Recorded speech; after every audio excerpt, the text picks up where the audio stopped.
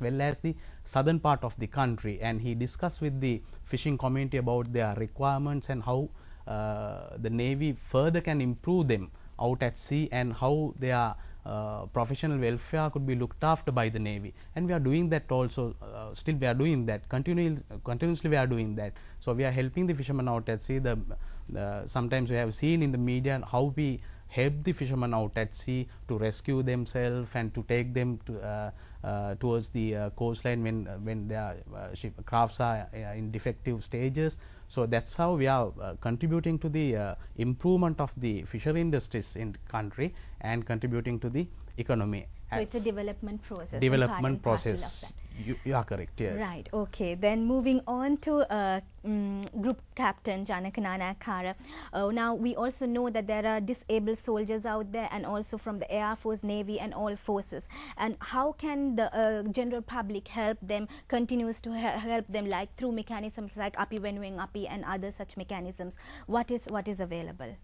Well, at the moment, what needs to be done first is we should remember what they have done and make sure that whatever processes that are available, like the Api Venuing Api, and of course there is a program with the Sri Lanka Army, which the general will explain, which needs a lot of funding for those who gave all that they had.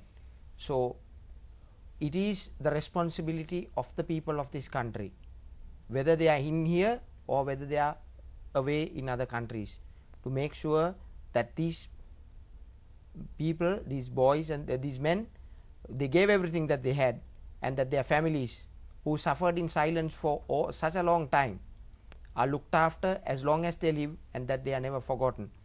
The processes are there, and the media is advertising them.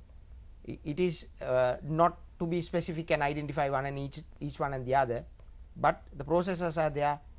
Everybody can contribute.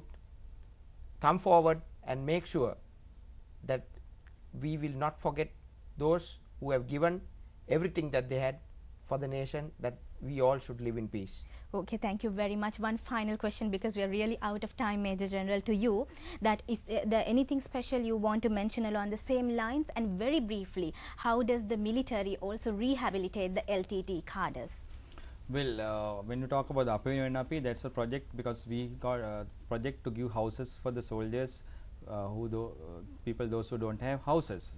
So the moment 1,509 houses were completed and handed over to our soldiers, and it's a project of Defence Secretary, under the Defence Ministry, and at Ipalogama. And the next stage is 700 houses now. Now out of that, in Kandy district 30 houses, and the Kurunagal district 30 houses, and next it will be Matara district 30 houses. These houses will be built in the lands belongs to the soldier. So it will cost about 1 million one house, and anybody who wants, I think people who wants to contribute can contribute to that project. And same time we have another project called Abhiman, that is Brave Heart, because we during the last humanitarian operation 228 our army personnel were permanently disabled, so they'll have to be looked after until they die. So they are our heroes.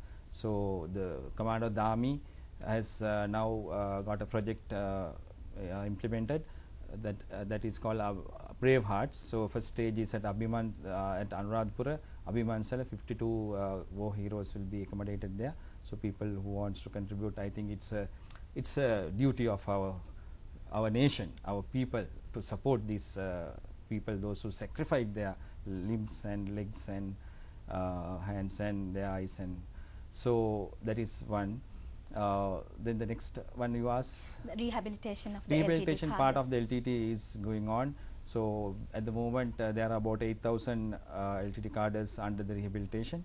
So there were 12,000 earlier. Now it has gone down to about 8,000 now. And even today we handed over 198 child soldiers to their parents, and there were 583 child soldiers were with us, and with us in the sense for rehabilitation. Those child soldiers were handed over to their parents now after rehabilitating. Today was the last batch, and then the university students were there. 118 university students were there.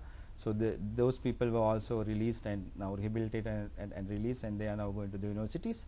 and the balance will be rehabilitated, and they will be given jobs, and they will be actually they will be released to live in peace And like integrated others. into the society. Yes, that is the most important thing, I think. That is what we are doing at the moment. So one thing I want to tell you, we did this war, we did this operations on behalf of whole nation. So our soldiers, our officers, not only Army, Navy, Air Force, even the police and the STF, and most of the civilians also in those threatened villages, they have sacrificed their lives to bring peace to this country. So we fought this to bring peace to everybody, to live in peace. So which we have achieved. We are proud. We are proud as a nation, as well as armed forces. We are proud today because we were able to finish this war, which we couldn't do, and we were able to finish the most ruthless terrorist organization in this world.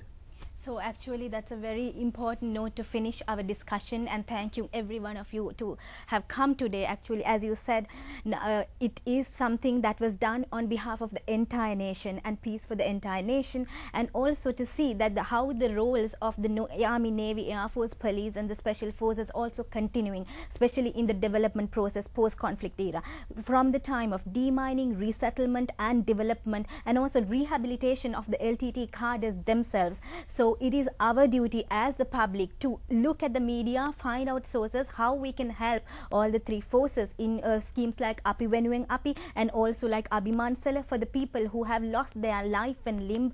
There's something if we can do, it is for us to give back. And May 18th, a historical day, because we have started going on a new journey, and Army, Navy, Air Force, they are continuing to play their role in the post-conflict era. Maybe we can do a elaborate discussion on the role of the Army, Navy and Air Force on the post-conflict era. On that note, thank you so much for joining Roundtable tonight, and thanks on behalf of the Prime TV too.